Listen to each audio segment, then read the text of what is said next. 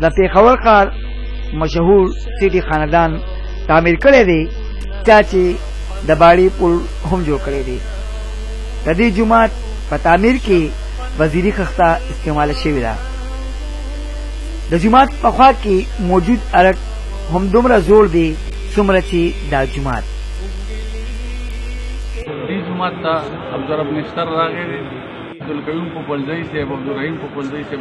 دې جومات ته د پېښور یونیورسټۍ وایس چانسلر سیټي اسماعیل صاحب، باچا خان صاحب یو جلسه کې ما ته دلته کوله او ټولو کې اهم شخصیت زما خپل پلار تر و چې هغې دې کې امامتي کړې ده، مولانا حفیظالله صاحب، مولانا غلام رب صاحب او مولانا عبدالعزیز صاحب، هغه فاضل دیوبند او هغه دلته کې درسونه یې کړي دي. د هغې د اته چې نن کړي دوکانو کې د څومره آبادي دیني لحاظ سره هم د هغې کاوشات دي، د هغې کاوشونه دي.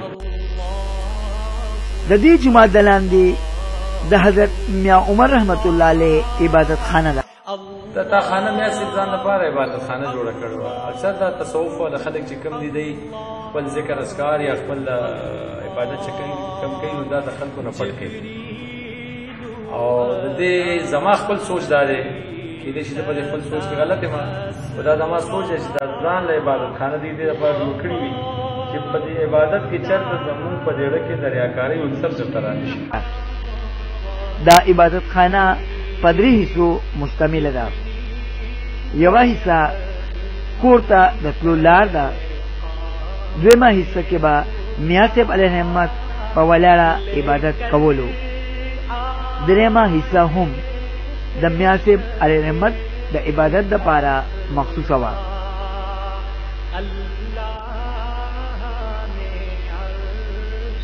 په جومات کې موجود تالاب د جومات په حسن کې ډیر زیات اضافه کوي.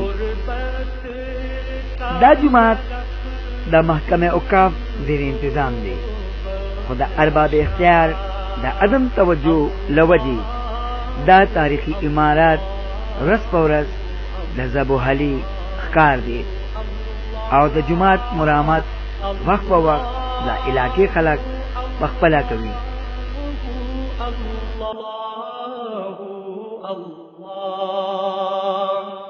دا حضرت میاں عمر رحمت الله علیه دا لوی جومات پس از 200 کاله هېرېدو باوجود په څوکنو کې مرکزي او تاریخي حیثیت لري. کیمرمین فیصل احمد سره نعمت سبحان، چمکنی ټي وي، جامع مسجد چمکنی.